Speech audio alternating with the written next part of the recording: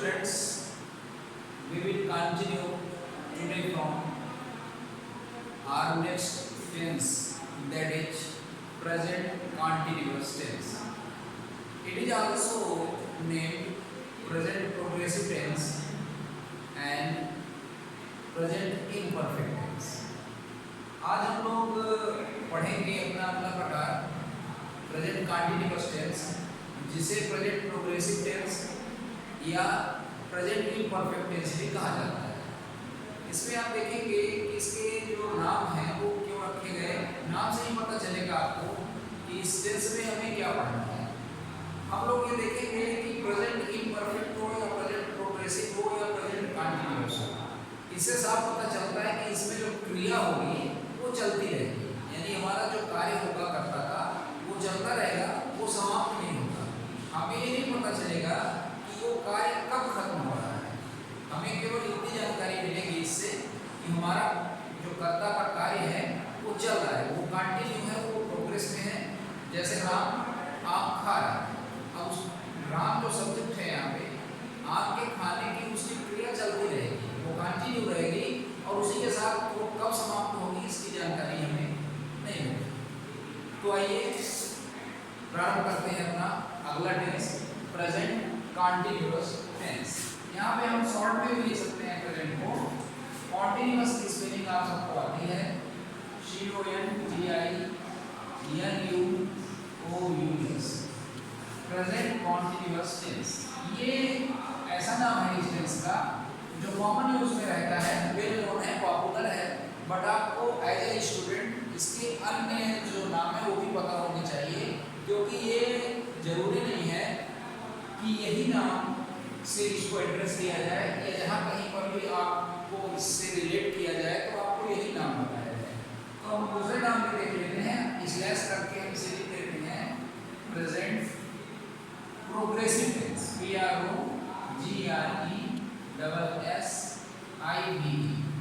And third और last जो इसका नेम है या टाइटल है वो है प्रेजेंट इम्परफेक्ट टेंस। इम्परफेक्ट से आपको कॉन्सेप्ट बहुत क्लियर हो रहा होगा। अपूर्ण यानी किसी भी चीज का पूर्ण न होना, चलते हैं। ओके, तो फर्स्टली हम अपने टेंस में क्या देखते हैं, किसी भी टेंस को जब हम फ्रेश स्टार्ट लेते हैं किसी भी काइंड का, तो उसमें हमें ये देखना होता है कि उसकी आइडेंटिफिकेशन हिंदी के सेंटेंसेस में क्या होगी, क्योंकि हमारे पास जब वो ट्रांसलेट करने के लिए आएगा हिंदी सेंटेंस, तो हमें सबसे पहले यही डिसाइड करना होगा कि हमारा वो पर्टिकुलर हिंदी सेंटेंस हमारे अंग्रेजी में टेंस के चैप्टर में किस प्रकार के टेंस से बिलोंग करता है और उसका काइंड कौन सा है वो फिर हम आगे देखेंगे। यानी कि सबसे पहले हमें ये देखना होगा कि हमारा वो पर्टिकुलर हिंदी सेंटेंस हमारे अंग्रेजी के टेंस वाले चैप्टर से किस टेंस से रिलेट कर रहा है। तो उसी को हम लोग इंग्लिश में आइडेंटिफिकेशन कहते हैं, पहचान आप कह सकते हैं। तो देखिए बच्चों, जो हिंदी का सेंटेंस रहा है, रही है, रहे हैं में जाकर के समाप्त होता है, यानी कि अगर इंग्लिश में हम बात करें तो a sentence, I am talking about Hindi sentence, a sentence that ends with रहा है, रही है, रहे हैं, रहा हूं, etcetera is called present continuous tense. तो हम यहाँ पे लिख सकते हैं अ सेंटेंस, शॉर्ट में लिख रहे हैं सेंटेंस को हम, दैट एंड्स विद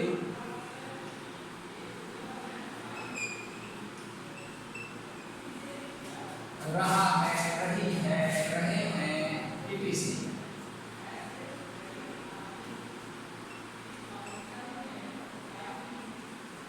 रहे हैं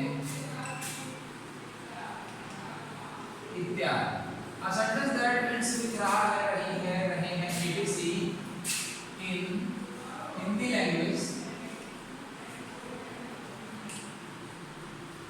language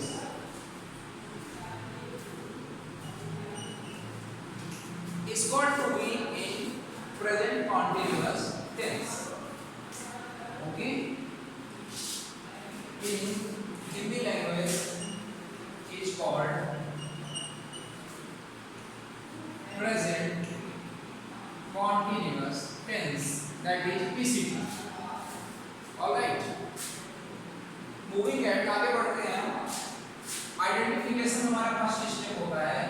सेकंड में जो हमें जानना जरूरी है इसको ट्रांसलेट करने के लिए, at the end of the day हमारा पर्पस हिंदी के वाक्य को जो हमारे प्रेजेंट कॉन्टिन्यूअस टेंस से बिलोंग कर रहा है उसको इंग्लिश में ट्रांसलेट करना ही हमारी इस पूरी कवायद का मतलब है। हम जो ये आपको समझाने का प्रयास कर रहे हैं उसका पर्पस है हमारा कि आप प्रेजेंट कॉन्टिन्यूअस टेंस के हिंदी सेंटेंसेस जो 2 या 3 प्रकार के होंगे उनको अंग्रेजी में कैसे बदलेंगे, इसी चीज को हम यहाँ सीख रहे हैं। उसके लिए हमारा नेक्स्ट स्टेप होगा हेल्पिंग वर्ब, जिसे हम एच और वी एब्रिविएट फॉर्म यानी शॉर्ट फॉर्म में लिख करके संबोधित करेंगे। तो हमारे प्रेजेंट प्रोग्रेसिव टेंस की हेल्पिंग वर्ब होती है बच्चों, there are 3 helping verbs, is, are, am। ये 3 हेल्पिंग वर्ब होती हैं जो आपके प्रेजेंट कॉन्टिन्यूअस टेंस की होती है। अब इनका यूज कहाँ पे किया जाता है, इज का यूज कहाँ होगा, आर और एम का कहाँ होगा, उसे भी आप समझ लीजिए। हमारा जो फर्स्ट हेल्पिंग वर्ब है इज, वो थर्ड पर्सन सिंगुलर नंबर के साथ इसका यूज किया जाता है। थर्ड पर्सन सिंगुलर नंबर से अपना मतलब है ही, सी, इट या फिर कोई एक अकेला नेम। नाम में आपके ध्यान देंगे कि अगर नेम मोर देन 1 हो गए तो वो थर्ड पर्सन तो रहेगा बट वो सिंगुलर नंबर नहीं रहेगा। आपको 2 चीजें देखनी है, आपका जो सब्जेक्ट है वो नंबर में सिंगुलर होना चाहिए और पर्सन में थर्ड होना चाहिए। थर्ड मतलब the person whom we are talking about, not the speaker, not the listener, but the person whom we are talking about, जिसके बारे में हम बात कर रहे हैं। और whom अगर ना भी कहें तो whom the subject is talking about, यानी स्पीकर is talking about, जिसके बारे में वक्ता बात कर रहा है, स्पीकर बात कर रहा है, वो थर्ड पर्सन होगा। इसका एग्जांपल आप ले सकते हैं he, she, it, name। इनके साथ आपको कौन सी हेल्पिंग वर्ब लगानी है बच्चों, ये है singular number third person, singular number third person. इसके साथ आपको कौन सी हेल्पिंग वर्ब अप्लाई करनी है इन 3 में से, वो होगी इज। यहाँ पे आप देख सकते हैं इज। इज का यूज ये होगा, आर की बात करते हैं हम लोग तो आर में आपको पर्सन थर्ड ही रहेगा बट जो आपका नंबर है वो प्लूरल हो जाएगा, यानी प्लूरल नंबर थर्ड पर्सन। तो जब आप थर्ड पर्सन जो ही है उसका प्लूरल बनाएंगे पर्सन में तो वो थर्ड पर्सन दे कहलाएगा, सी भी दे कहलाएगा, इट भी दे कहलाएगा और नेम जो होगा वो एक से ज्यादा हो जाएंगे। यानी आर का यूज कहाँ होगा, प्लूरल नंबर थर्ड पर्सन के साथ। Okay, plural number third person, यानी इसमें अगर हम लोग देखें तो क्या आ सकता है, इसमें दे आएगा। ओके, इसमें मोर देन 1 नेम आएंगे, मोर देन 1 नेम, जैसे मोहन एंड मनोज हो गया, ये एक से अधिक नाम हो गए बच्चों। इसके अलावा आर का यूज और कहाँ पे होता है, इसका use third person singular number के साथ भी होता है, जैसे वी है। ओके, तो ये वी क्या हो जाएगा, third person, sorry third person plural number, number plural होगा, पर्सन थर्ड होगा और इसमें अगर हम बात करें माय बैड, थर्ड पर्सन की जगह पे ये वी जो है आई से बना है ये फर्स्ट पर्सन हो जाएगा, यानी फर्स्ट पर्सन और प्लूरल नंबर। तो आपने क्या समझा, आर का use plural number third person के साथ और आर का use plural number first person के साथ होता है। से ये भी देखनी है हमें कि आर का यूज यू के साथ भी होता है।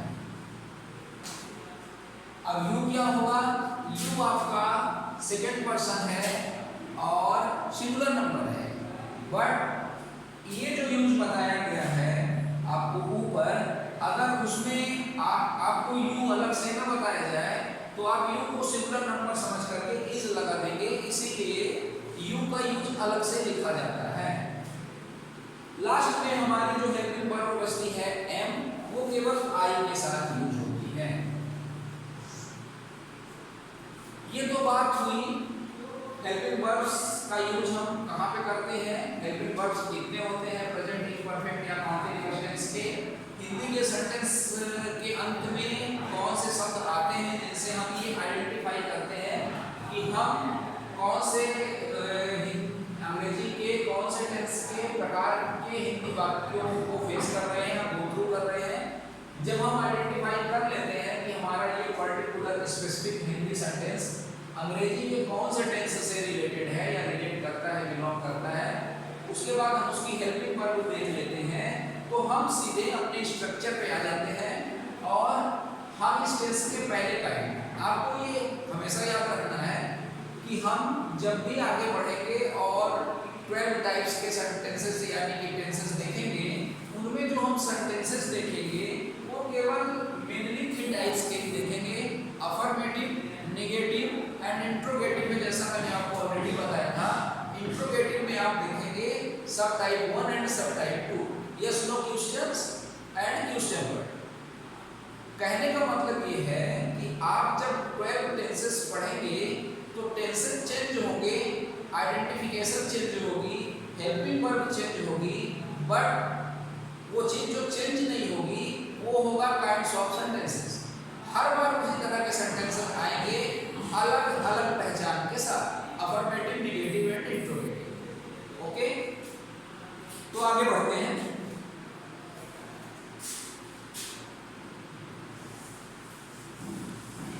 थर्ड स्टेप में हमें अफर्मेटिव सेंटेंस को हिंदी से अंग्रेजी में ट्रांसलेट करना सीखना है। आपको बताया गया है इसके लिए जो सबसे प्रमुख फर्स्ट एंड लास्ट तक करते हैं जो मेथड है वो है आपका स्ट्रक्चर। आपको स्ट्रक्चर का कॉन्सेप्ट क्लियर रहेगा, स्ट्रक्चर में क्लैरिटी रहेगी